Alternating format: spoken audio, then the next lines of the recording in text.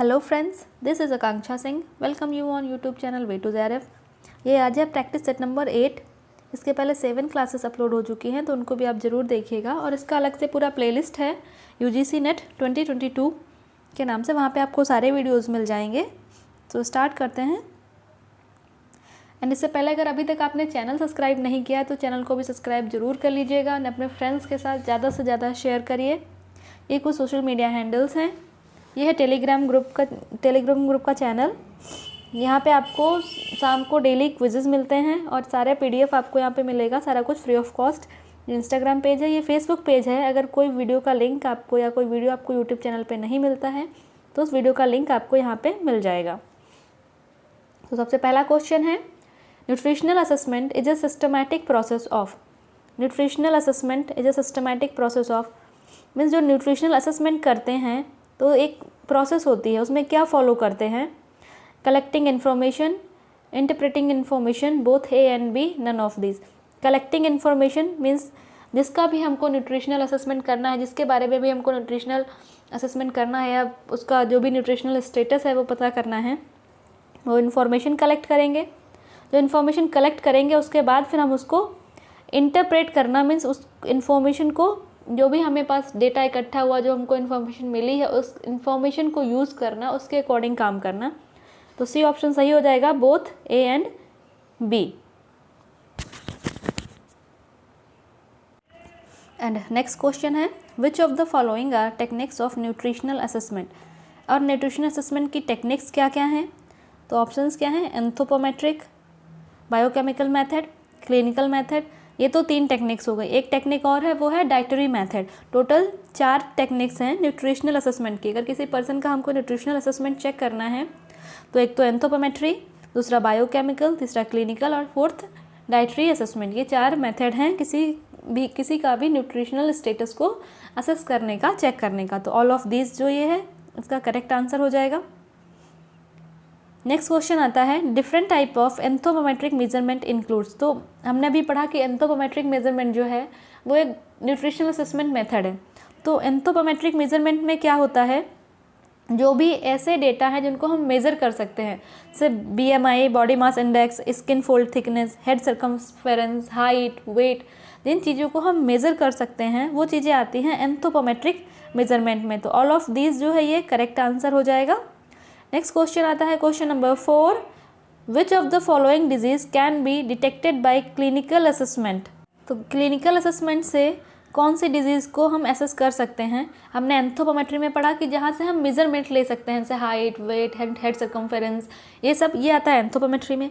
Clinical में means ऐसी disease जिनके सिम्टम्स हम सामने से देख सकते हैं, जैसे एनीमिया है, एनीमिया को हम थ्रू स्किन देख सकते हैं, स्किन अगर येलो पड़ रही है, फिर ग्वाइटर है, स्कर्वी है, इनको हम बाहर से देख सकते हैं, इनके सिम्टम्स हमारे ऊपर स्किन में या हमारे ऊपर दिखने लगते हैं। तो मीन्स ऐसी डिजीज़ जिनके सिम्टम्स को हम बाहर से देख सकते हैं उनको हम बोलते हैं क्लिनिकल असेसमेंट। तो ऑल ऑफ दीज ये सही हो जाएगा, इसका डी ऑप्शन सही है।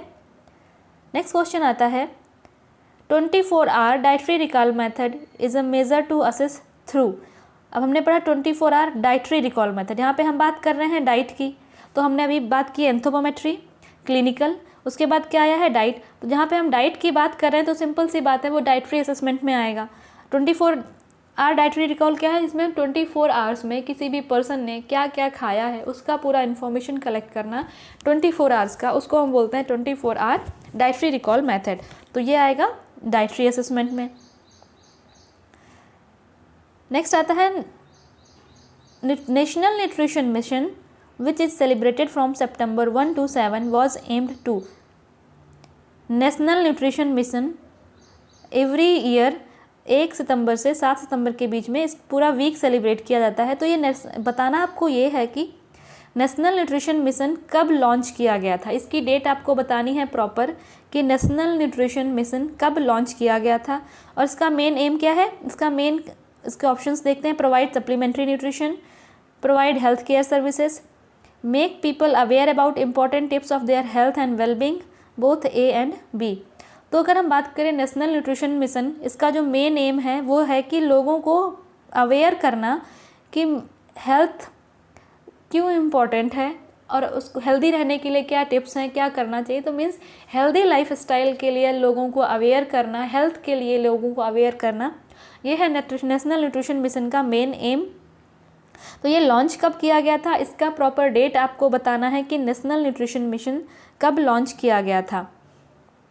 नेक्स्ट क्वेश्चन आता है question number 7। The national nutrition mission is set up with a vision to ensure attainment of malnutrition free India by the year. और इसका एक विज़न था कि जो नेशनल न्यूट्रिशन मिशन लॉन्च किया गया है, इसको लेके लोगों को अवेयर करना है, हेल्थ को लेके, न्यूट्रिशन को लेके, कैसे हेल्दी लाइफ स्टाइल क्या होगी, इन सब चीज़ों को लेके उनको अवेयर करना है। तो उसमें एक एम बनाया गया था कि इंडिया कब तक माल न्यूट्रिशन फ्री कंट्री बन जाएगी according to national nutrition mission. जो नेशनल न्यूट्रिशन मिशन का जो मेन एम है, उसने एक विज़न सेटअप किया कि इंडिया को माल न्यूट्रिशन फ्री बनाना है। और ये कब तक, ये क्या ड्यूरेशन थी, इसका क्या टाइम पीरियड रखा था कि इस टाइम तक इंडिया को माल न्यूट्रिशन फ्री बनाना है। तो इसका जो एम था वो था 2022 की 2022 तक। ये लॉन्च कब किया गया था, लॉन्च की डेट से 2022 तक का ये एम था कि इंडिया को माल न्यूट्रिशन फ्री बनाना है। तो आपको इसका लॉन्च डेट क्या है, नेशनल न्यूट्रिशन मिशन का लॉन्च डेट क्या है, ये कब लॉन्च किया गया था, ये आपको बताना है कमेंट सेक्शन में। नेक्स्ट क्वेश्चन आता है question number 8। What are the key principle of the Rashtriya Kishor स्वास्थ्य कार्यक्रम। जो राष्ट्रीय किशोर स्वास्थ्य कार्यक्रम है, इसके मेन पॉइंट्स क्या हैं या इसके मेन प्रिंसिपल्स क्या हैं। Option adolescent participation and leadership. जो एडोलसेंट हैं, जो यंग बॉयज़ हैं या हम बोल सकते हैं जो यंग पीपल हैं, उनका पार्टिसिपेशन और leadership. Equity and inclusion means equality होनी चाहिए, समानता होनी चाहिए। Mental health and concern of adolescence. जो एडल्ट्स हैं उनकी मेंटल हेल्थ क्या है उसके बारे में उनसे बात करना। उसके ऑल ऑफ दीज, तो ऑल ऑफ दीज ये है इसका करेक्ट आंसर हो जाएगा कि जो राष्ट्रीय किशोर स्वास्थ्य कार्यक्रम है, किशोर मीन्स जो एडल्ट है पर्सन, जो एडल्ट एज में है, उनके लिए ये मेन प्रोग्राम चलाया गया था कि उनके रोल्स क्या है, उनको लीडरशिप कैसी है, इनके बारे में बताना। उसके बाद उन लोगों में जो इक्विटी है, इस सब चीज़ों के बारे में बताना। उसके उनकी जो मेंटल हेल्थ है, मेंटल कंसर्न्स क्या है, वो क्या सोचते हैं, इन सब चीज़ों के बारे में बात करना। तो ऑल ऑफ दीज ये है करेक्ट आंसर हो जाएगा इसका। नेक्स्ट क्वेश्चन आता है question number 9। What are the approaches by ड्वाक्रा। ड्वाक्रा के क्या मेन अप्रोचेज हैं। ऑप्शंस क्या हैं, provide income generation assets, organizing women into group, make rural women understand role of hygiene, all of these. तो ऑल ऑफ दीज इसका correct answer हो जाएगा। ड्वाक्रा ये किसके लिए काम करता है, जो रूरल वुमेन हैं उनके लिए काम करता है कि उनको कैसे उनमें डेवलपमेंट हो, उनको कैसे एम्प्लॉयमेंट दिया जाए, उनको कैसे चीज़ों के बारे में अवेयर किया जाए, एजुकेशन और एम्प्लॉयमेंट, सैनिटेशन, हाइजीन मीन्स उनको। ड्वाक्रा जो है rural women's, mainly rural women जो हैं उनके डेवलपमेंट के लिए बात करता है। वुमेन एंड चाइल्ड, जो रूरल वुमेन और चिल्ड्रन हैं उनकी डेवलपमेंट के लिए बात करता है। तो ऑल ऑफ दीज ये इसका करेक्ट आंसर हो जाएगा। नेक्स्ट क्वेश्चन आता है question number 10। What are the role of anganwadi worker. तो जो आंगनवाड़ी वर्कर हैं, तो आंगनवाड़ी वर्कर के मेन रोल्स क्या हैं, ऑप्शंस क्या हैं, immunisation of children, supplementary nutrition, antenatal care of mother, all of these. तो all of these correct answer हो जाएगा। इम्यूनाइजेशन ऑफ चिल्ड्रन, जो छोटे बच्चे हैं उनका टीकाकरण कराना, सप्लीमेंट्री न्यूट्रिशन प्रोवाइड कराना, और जो प्रेग्नेंट मदर्स हैं, प्रेग्नेंट वुमेन्स हैं, उनकी केयर करना थ्रू आउट देयर प्रेगनेंसी। तो ऑल ऑफ दीज ये करेक्ट आंसर हो जाएगा, all of above. Next question आता है question number 11। What are the main goal of CARE. CARE के मेन गोल क्या हैं, तो आप ये भी इसका फुल फॉर्म बताइए, केयर का फुल फॉर्म क्या है। तो क्वेश्चन हो गया आपके पास 2, एक तो नेशनल न्यूट्रिशन मिशन कब लॉन्च हुआ, उसके बाद केयर का फुल फॉर्म क्या है। तो केयर के मेन गोल क्या हैं, ऑप्शंस हैं poverty fighting, humanitarian action, both A and B, none of this. तो जो केयर के जो मेन गोल हैं वो हो जाएगा बोथ ए एंड बी। एक तो पॉवर्टी से कैसे लड़ना है, गरीबी को कैसे दूर करना है, उसके बाद ह्यूमैनिटेरियन एक्शन, लोगों में मानवता होनी चाहिए, मीन्स उनको कैसे ह्यूमैनिटी सिखाई जाए। ये सब कुछ मेन गोल हैं केयर के, जिस पे ये केयर जो एक ऑर्गेनाइजेशन है, इसका फुल फॉर्म क्या है, जो केयर पे काम करते हैं, इसके जो मेन गोल हैं वो पॉवर्टी फाइटिंग, गरीबी से लड़ना, उसके बाद ह्यूमैनिटेरियन एक्शन, मानवीय कार्रवाई। Both A and B options जो हैं इसके सही हो जाएंगे। नेक्स्ट क्वेश्चन आता है question number 12, what are the objectives of CARE. और केयर के ऑब्जेक्टिव्स क्या हैं? Strengthening gender equality, inclusive governance, resilience या ऑल ऑफ दीज। तो ऑल ऑफ दीज इसका करेक्ट आंसर हो जाएगा। जेंडर इक्विटी करना है और जो भी गवर्नमेंट रूल्स हैं वो सबको फॉलो, जो भी ऑर्गेनाइजेशंस रूल हैं, गवर्नमेंट रूल हैं वो प्रॉपर फॉलो करें। मीन्स यही है ना ह्यूमैनिटेरियन एक्शन के जो भी रूल्स रेगुलेशंस हैं वो लोग फॉलो करें। उसके बाद रेजिलेंसी, उनमें थोड़ा सा बिल्कुल जो भी पर्सन है उसमें काम कर रहे हैं, जिसके लिए भी वो काम कर रहे हैं वो बिल्कुल स्टिफ ना हो। जो भी रूल्स रेगुलेशन अगर कोई चेंजमेंट हो रहा है तो वो चेंज को फॉलो करें। तो ये है केयर के मेन ऑब्जेक्टिव। नेक्स्ट क्वेश्चन आता है question number 13, what are the component of food security. Food security means खाद्य सुरक्षा। खाद्य सुरक्षा हम किसको कहेंगे कि क्या मेन कंपोनेंट है खाद्य सुरक्षा के, फूड सिक्योरिटी के? हम कब कहेंगे कि जो भी जैसे अगर हम बात करें इंडिया की, तो हम कब कहेंगे कि इंडिया में फूड सिक्योरिटी है। फूड सिक्योरिटी किसी चीज़ की सिक्योरिटी मीन्स हमारे पास वो अवेलेबल हो, जब भी हम उसको चाहें हम उसको ले सकें, जब भी हम उसको यूज़ करना चाहें हम इजीली उसको यूज़ कर सकें, तभी तो होगा ना सिक्योरिटी। जैसे हम घर में रहते हैं, हम घर में क्यों रहते हैं? कि हम वहाँ पे आराम कर सकें, रह सकें, हमें बाहर से कोई खतरा ना हो।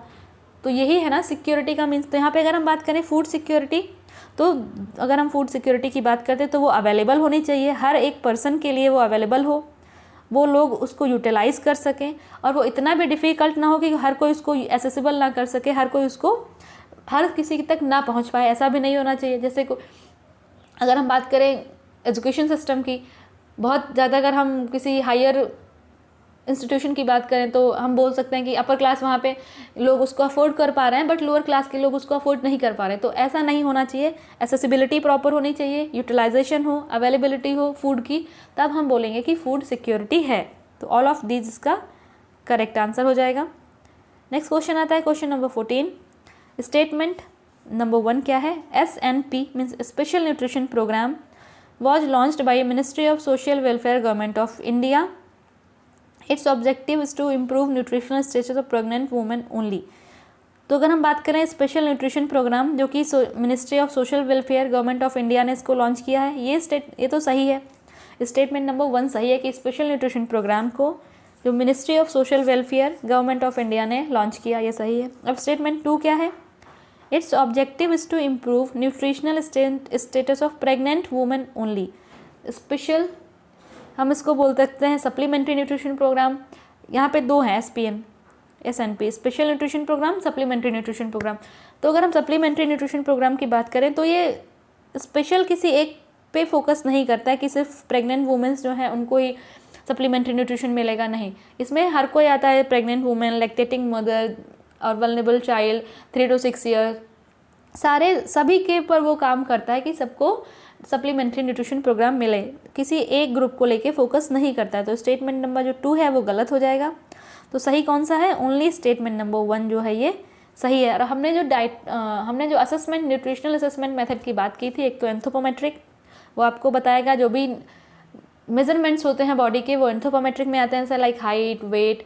उसके बाद बायोकेमिकल हमने डिस्कस नहीं किया।